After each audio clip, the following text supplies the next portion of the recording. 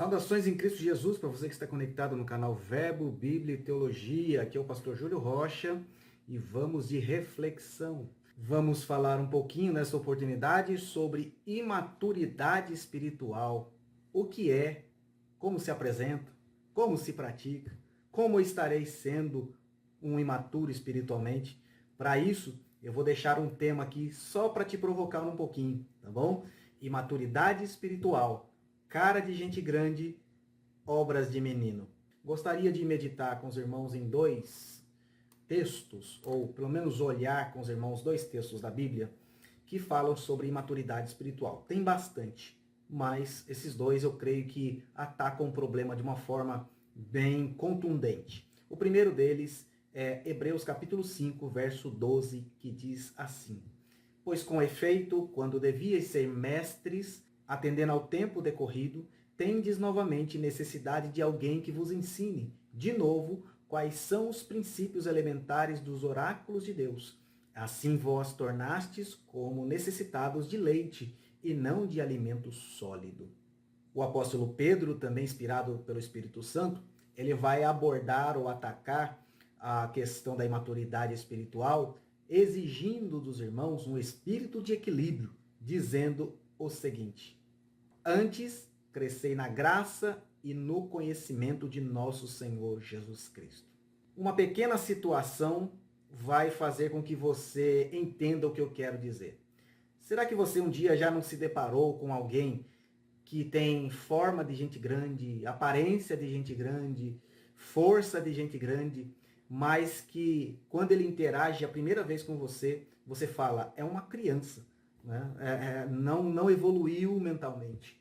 Será que você já não teve essa experiência na sua vida? Será que essa não foi a primeira constatação que você teve diante dessa primeira impressão que você teve dessa pessoa? Agora, levando para o mundo espiritual, será que você consegue imaginar como deve ser bizarro, aqui entre aspas, né? Essa questão de uma pessoa ser velha de casa, porém, quando as suas obras são pesadas diante de Deus, são obras de menino, são obras de gente inconstante, são obras de quem não pode ser levado a sério e não ter responsabilidade na casa de Deus. Como será que Deus olha esse tipo de pessoa? Essa, obviamente, parece ter sido a mesma impressão que o escritor aos Hebreus teve daquela comunidade quando olhou para pessoas que já eram ou já tinham tempos de crente, mas estavam pensando em desviar por causa das tribulações, por causa das perseguições e por causa da falta de perspectiva eclesiológica, vamos colocar assim. Paulo também chegou a passar por coisas assim em uma de suas igrejas. Os irmãos da Galácia, por exemplo, deram muito trabalho a Paulo. E tanto os Gálatas quanto os hebreus têm algo em comum. Eram crentes de origem judaizante que tinham também em comum entre si a questão da lei de Moisés, que eles queriam misturar a lei de Cristo. E foi necessário desfazer, na verdade, esse mito dentro da igreja local, para que eles pudessem entender o valor de Cristo, a superioridade de Cristo e a eficácia da obra de Cristo sobre todo aquele que nele crê verazmente. Já nos tempos que nós estamos vivendo, parece meio normal, na verdade, convivermos com esse tipo de anomalia, ou seja, gente grandes, obras de menino, né?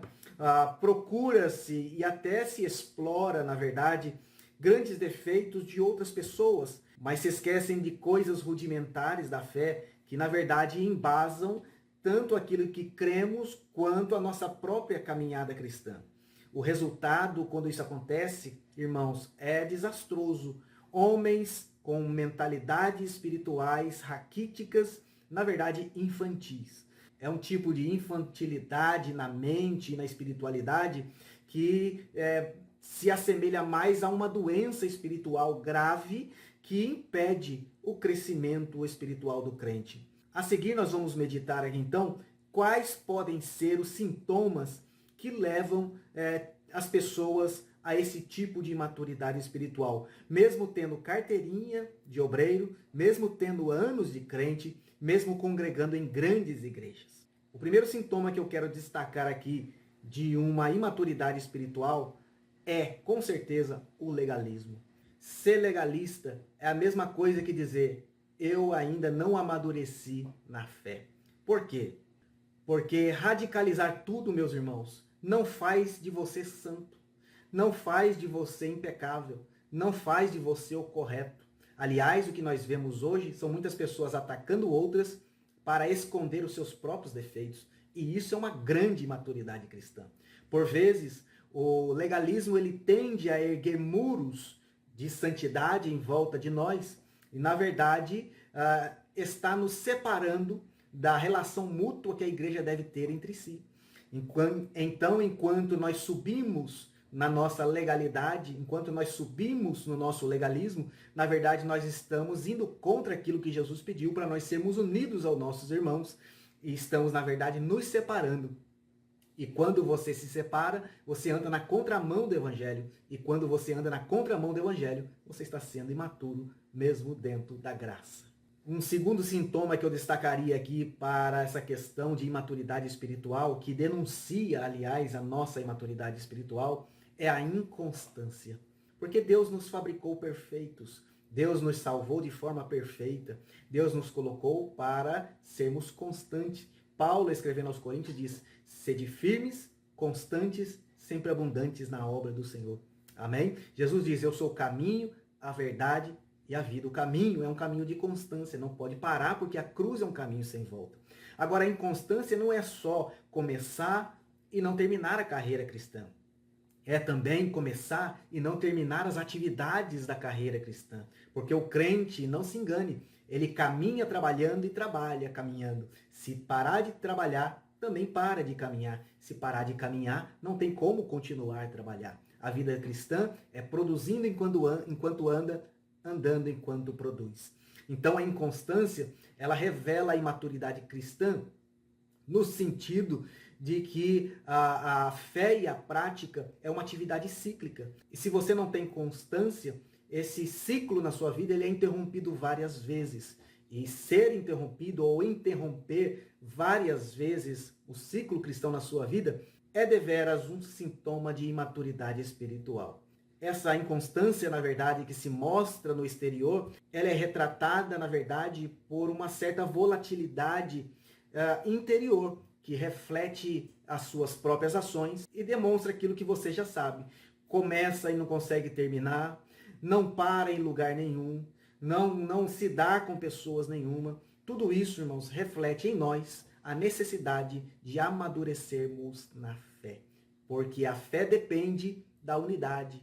A unidade depende da fé. E quando nós não nos damos com lugar, com coisas, com tarefas, isso quebra, né? Cisalha a nossa constância espiritual, fazendo com isso que a gente se prejudique em nossa maturidade. Um terceiro sintoma que eu gostaria de destacar aqui de maturidade espiritual são atitudes que nós fazemos que são inconsequentes. Irmãos, inconsequência não combina com crente. Crente inconsequente é crente imaturo. É só observar na vida do nosso Senhor e Salvador Jesus Cristo que ele fez de um tudo para não dar mau testemunho acerca da sua missão na terra. E isso ele fez com muita sabedoria. Sabedoria é maturidade. Falta de sabedoria é imaturidade. Não tem como. Não combina com o crente o mau testemunho. Não combina com o crente o seu nome estar na boca das pessoas. Se não for para bem, não combina estar para mal. Ou seja, neutro, né, no sentido de ser tão prudente que não tenham nada que falar de ti, nem bem, nem mal, ou se falarem de você, que aquilo que falarem seja coisa boa. Não é verdade, meus irmãos? Quando um crente aparece muito nas mídias sociais, quando um crente puxa muito confete para si, quando um crente, né, só vive na boca do povo, isso é sinal de imaturidade espiritual. Precisa crescer na graça e no conhecimento. Precisa deixar de ser menino e começar a comer comida sólida, porque nós, como crentes, somos chamados à responsabilidade de brilhar neste mundo. O Evangelho de João nos diz isso. Jesus nos aconselha isso também em Mateus capítulo 5. Assim brilhe a vossa luz diante dos homens. De forma clara, contundente, inequívoca. Atitudes inconsequentes é falta de direção de Deus na vida da pessoa. E se falta direção de Deus na vida da pessoa, com certeza ela não tem uma maturidade espiritual. O quarto ponto que eu associo ou diagnostico como uma falta de maturidade é o contrário do legalismo, é o antinomianismo. Se o legalismo está preso a uma santidade aparente, preso a regras e convenções, o antinomianismo é deixar tudo isso de lado. É o liberalismo. Uma pessoa que é altamente liberal, que tudo para ela está bom, está bom ao ponto do sincretismo religioso, está bom ao ponto dos discursos, vamos dizer, progressistas ou os discursos inovadores. Essa pessoa, com certeza, ainda não está madura na fé. Sabe por quê? Porque Cristo cumpriu a lei de Moisés, mas Cristo não deixou ninguém sem lei no Evangelho. O Evangelho é nada mais do que aquilo do que Paulo diz em Gálatas, que é a lei de Cristo. Amém? Nós temos lei, o crente tem lei, tem ordem. Amém? Quando Jesus fez o convite discipular, ele diz: negue-se a si mesmo, tome a sua cruz e siga-me. Negar-se a si mesmo, no original, significa abrir mão do seu reino. Lógico, Jesus mesmo diz que um reino dividido não prospera. No reino para o qual ele nos chamou, ele é o rei e só ele é o rei. Então nós temos que abrir mão do nosso reino para que nós nos subjuguemos ao senhorio de Cristo. Assim, quando nós aceitamos a Cristo Jesus por nosso Salvador, ele é de fato o nosso Salvador. Mas após ter sido convertidos e instruídos na palavra, Jesus se torna o nosso Senhor, porque antinomianismo não combina com o Evangelho. O Evangelho tem leis, o Evangelho tem regras, o Evangelho tem costumes, o Evangelho tem tradição. E quando uma pessoa abre mão de tudo isso, ele está querendo viver a sua própria vida. Como um menino mimado, ele sai querendo fazer aquilo que quer. E você pode até fazer o que você quiser, mas tenha certeza de uma coisa: o Evangelho é a regra pelo qual o crente entrará no céu. E sendo esse Evangelho a regra, não estar nele te faz uma pessoa imatura espiritualmente. Atrelado a este quarto ponto, um quinto ponto também que demonstra a imaturidade cristã é o espírito de autonomia que o crente às vezes dá 5 minutos na cabeça dele e ele acha que ele pode fazer tudo. Ele acha que ele pode, na verdade, evocar a sua mordomia cristã para falar tudo me é lícito. Mas ele se esquece daquilo que Paulo diz também em 1 Coríntios capítulo 6 e também em 1 Coríntios capítulo de número 10. Mas nem tudo me convém. Se pela mordomia cristã nós podemos fazer tudo o que nós queremos, pela liberdade cristã, Paulo diz, não é a tua liberdade, mas é a do outro. Amém? Nós temos que respeitar. Então o espírito de autonomia não combina com o povo de Jesus, com a comunidade de Jesus, com o corpo de Jesus, com a igreja de Jesus, porque nós vivemos em função uns dos outros. Jesus ensinou, aquele que quer ser o maior no reino dos céus, que seja servo de todos.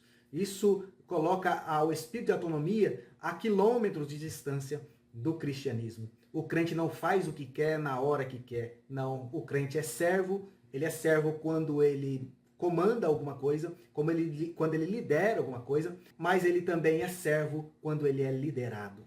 Um outro aspecto desse espírito de autonomia pode ser encontrado também na timidez espiritual, no isolacionismo espiritual. Isso também é nocivo. Veja, tanto ficar solto demais, quanto ficar preso demais, os polos, irmãos, não combinam com o Evangelho. O Evangelho é o Evangelho do meio. O Evangelho é o Evangelho da integração, do relacionamento, dos ministérios. É o Evangelho do serviço. É o Evangelho da servidão, no bom sentido, né? Não da escravidão, mas do serviço cristão. O Evangelho é o Evangelho dos relacionamentos. O Evangelho é o Evangelho também dos ministérios, do serviço, do trabalho, do esforço.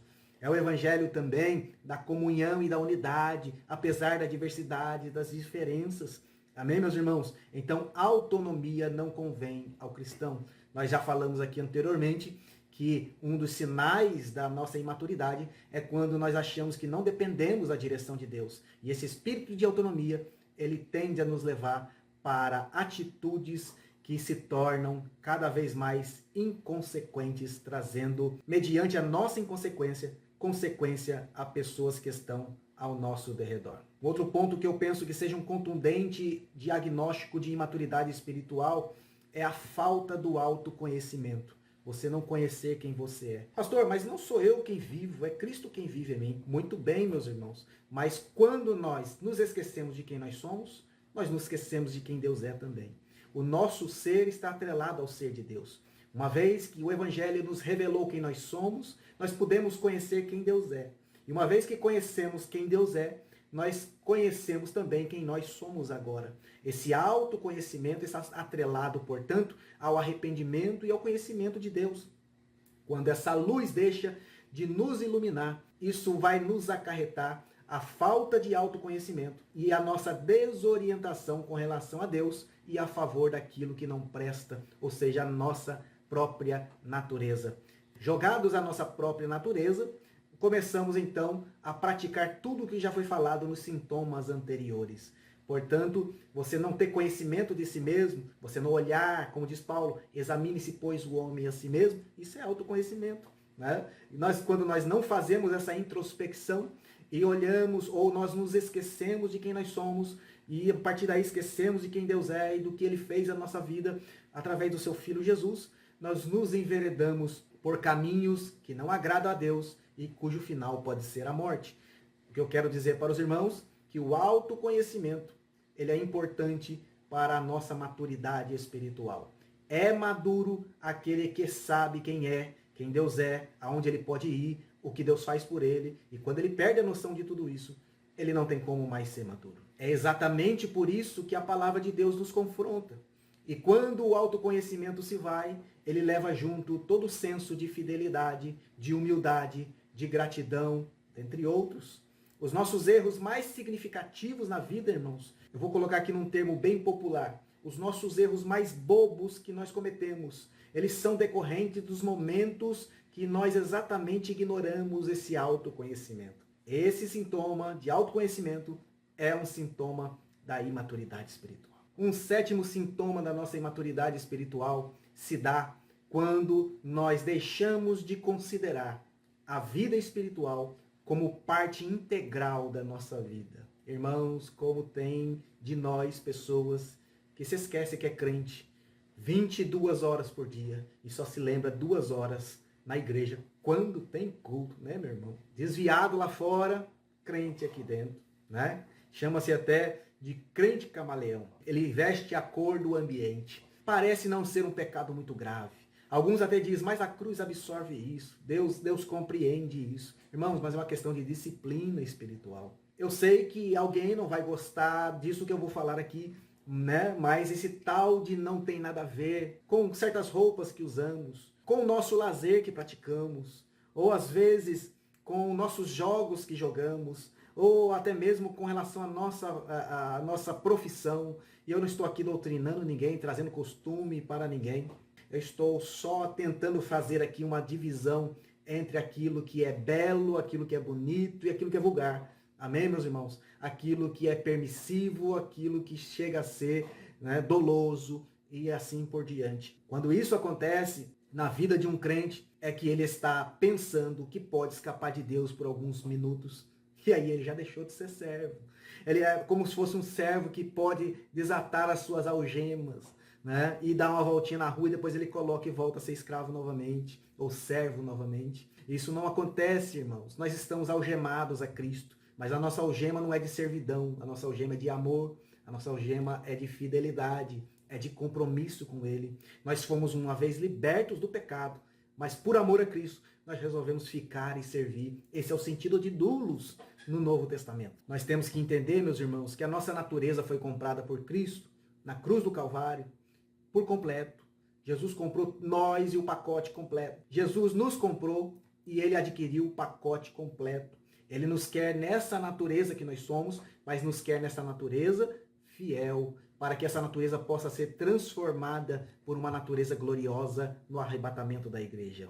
Quando nós ignoramos a abrangência da obra de Cristo aplicada sobre nós, nossa natureza, o pacote completo, nós estamos simplesmente fazendo pouco caso da obra do Calvário como um todo. E isso, irmãos, não pode ser considerado como maturidade espiritual. Ah, pastor, então eu não posso usar uma roupa bonita, então eu não posso jogar um jogo, então eu não posso praticar um esporte, um lazer, então eu não posso ser um pouco mais solto no meu trabalho? Pode, irmão, mas pode como crente. Amém? Não há problema nenhum em fazer, mas faça como crente. Guarde a sua identidade. Isso é maturidade. Maturidade é equilíbrio, é pensar aquilo que é bom, aquilo que é ruim e escolher o caminho correto.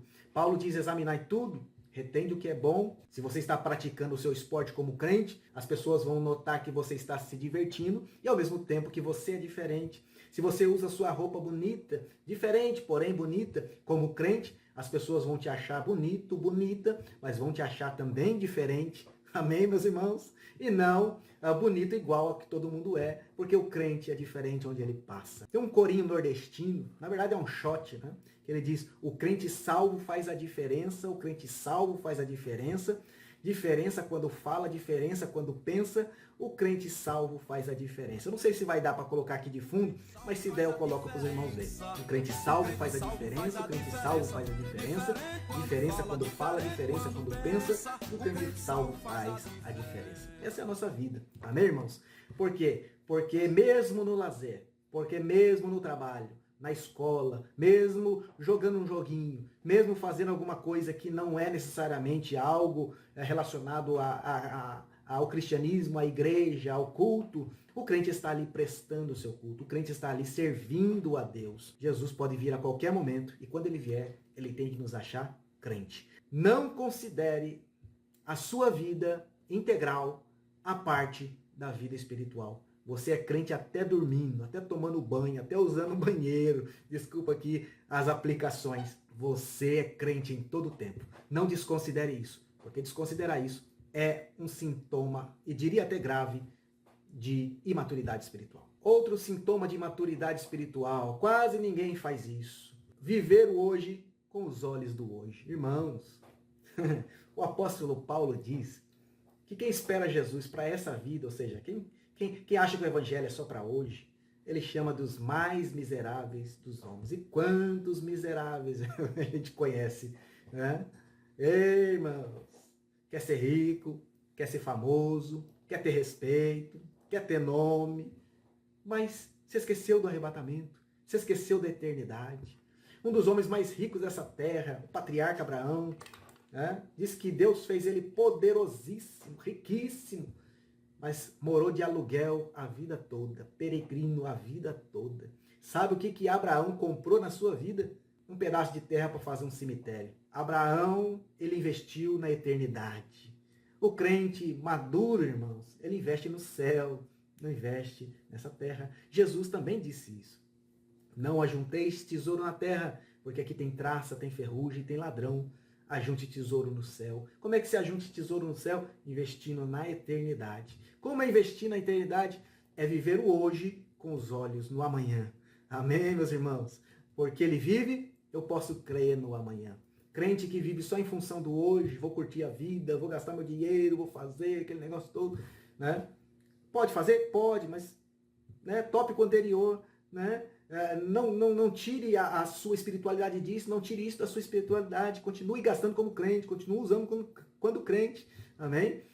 E como crente, honre ao Senhor como crente, use o seu dinheiro para agradar a Deus, use as suas saídas para agradar a Deus, né? Use a sua felicidade para agradar a Deus, mas não tire os olhos do amanhã, porque se você viveu hoje, você vai viver igual os coríntios, vivamos, comamos, depois morreremos mesmo, né? Mas o crente não, o crente espera o dia que o grande mistério de Deus vai se revelar e os mortos em Cristo ressuscitarão primeiro e nós seremos transformados no abrir e fechar de olhos. Crente que não consegue enxergar o amanhã, o arrebatamento, ele não tem esperança. Paulo diz, Romanos capítulo 8, verso 24 ou 26, se não me falha a memória, que em esperança nós somos salvos. É em esperança que nós somos salvos. É a esperança que nos faz ter o pé no céu. Amém? Pela fé, nós sabemos que o céu existe. Pela esperança, nós nos colocamos no céu e sentimos o gozo do céu no hoje. Vivemos o hoje, mas com os olhos amanhã. Confessando, segundo o escritor aos Hebreus, segundo Pedro nos fala, que somos peregrinos e forasteiros nesta terra.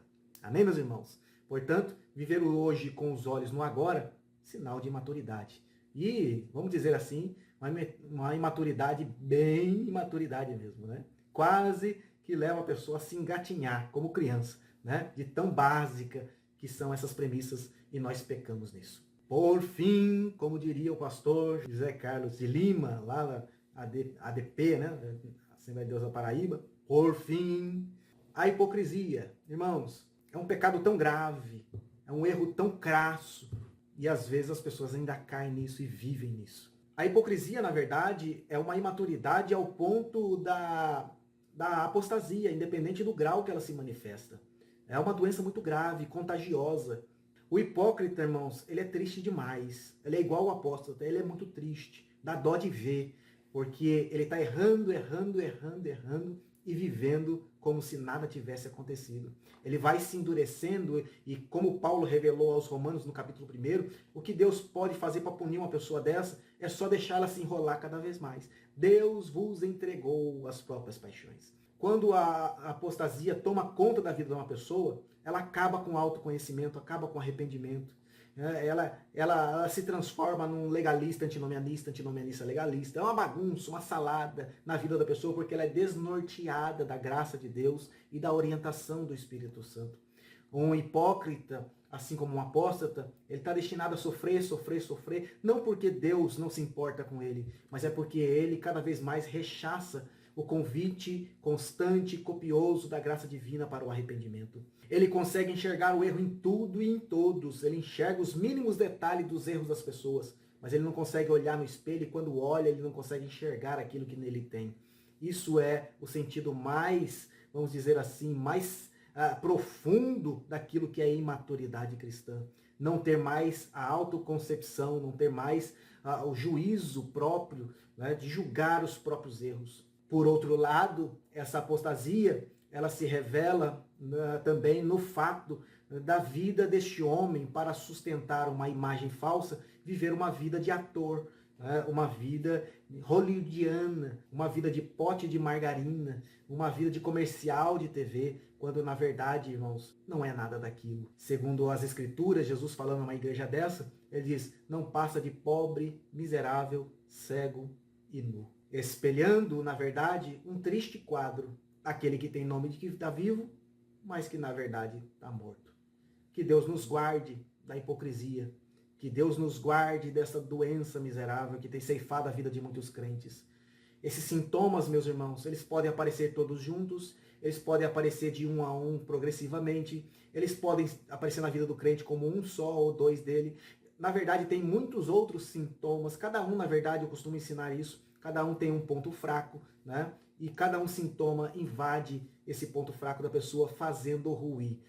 A ideia desse vídeo é fazer você refletir que a busca pela graça e conhecimento do Senhor, ele foge dos pontos de extremismo, ele anda pelos pontos da comunhão, da comunalidade e do equilíbrio.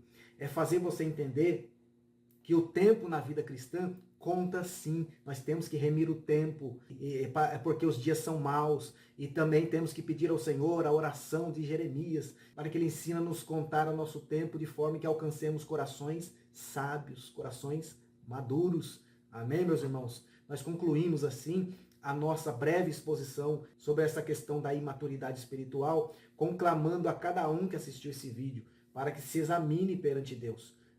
Faça uma introspecção, faça uma reflexão na sua própria vida e veja como você está e como você pode melhorar.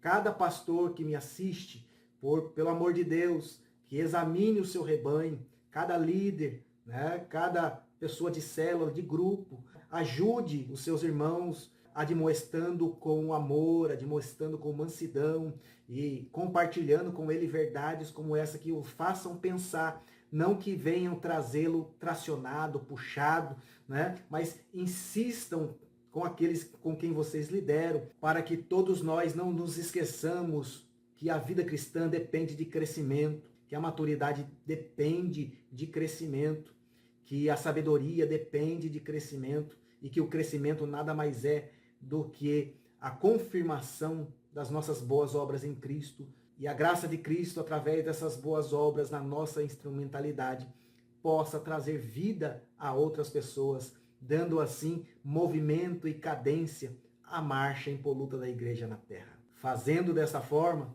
nós estaremos fechando a partir de nós, para o todo, para o conjunto, as portas para a imaturidade espiritual.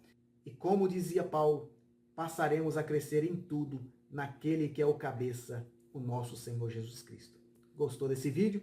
Se ele foi edificante para a sua vida, se ele trouxe verdades para você, se houve aqui alguma coisa que teve relevância na sua vida, relevância para o tempo que você está vivendo, eu gostaria que você nos ajudasse deixando o seu like. Você fazendo isso, o YouTube entende que esse conteúdo é relevante também para outras pessoas. Se inscreva em nosso canal se você não é inscrito. Se você quer deixar alguma mensagem aqui abaixo, use o campo dos comentários, nós estaremos respondendo com todo carinho. No mais, meus irmãos, que Deus vos abençoe e nós nos encontramos no próximo vídeo, se Deus quiser. Amém.